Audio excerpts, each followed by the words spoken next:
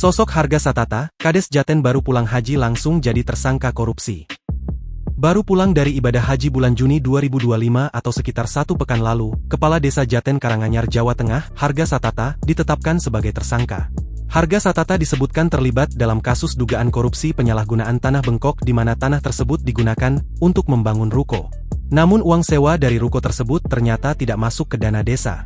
Kades Jaten ini rupanya telah menjalani pemeriksaan sebanyak 3 kali sebelum akhirnya ditetapkan sebagai tersangka dan ditahan di rutan Polres Karanganyar pada Selasa, 8 Juli 2025. Harga Satata pun kini ditahan di rutan Polres Karanganyar. Kasih Pidana Khusus Kejari Karanganyar, Hartanto, yang mewakili Kajari Robert Jimmy Lambilla, mengungkapkan tersangka baru dipanggil kembali dan ditetapkan tersangka oleh jaksa setelah beberapa hari lalu baru tiba di tanah air setelah ibadah haji. Setelah pulang ibadah kami langsung memanggilnya dan meminta keterangan lagi, setelah itu kami tetapkan Kades Jaten sebagai tersangka, kata Hartanto, Selasa, 8 Juli 2025. Disebutkan jika ada 52 ruko yang dibangun tidak sesuai prosedur di tanah bengkok tersebut pada 2021. Yang seharusnya desa mendapatkan hak dari penyewaan ruko tersebut, namun dengan adanya perbuatan melawan hukum, desa mengalami kerugian, katanya di kantor Kejari Karanganyar. Adapun sewa ruko tersebut nilainya 100 juta per ruko, untuk jangka waktu 20 tahun. Sebelum ditetapkan sebagai tersangka, Harga Satata telah mengembalikan uang ke kas desa sebesar 260 juta. Uang tersebut dikembalikan tersangka saat hendak diperiksa di kantor Kejari Karanganyar jauh hari, sebelum ditetapkan sebagai tersangka.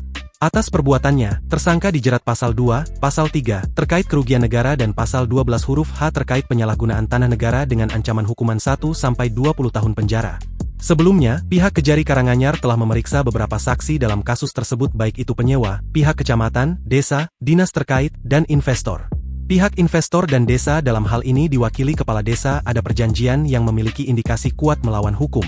Di sisi lain, sejak awal belum ada izin alih fungsi tanah bengkok serta seharusnya untuk pengelolaan investor kaitannya pendapatan desa ditentukan oleh Pemkab.